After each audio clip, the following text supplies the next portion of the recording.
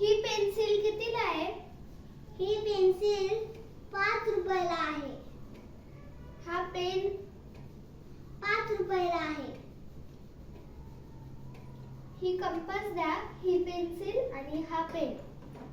बर, हे सगळे मिळून झाले तुमचे 60 रुपये. हे घ्या. अहो थांबा थांबा ताई, हे तर 100 रुपये, तुमचे 40 रुपये. थांबा.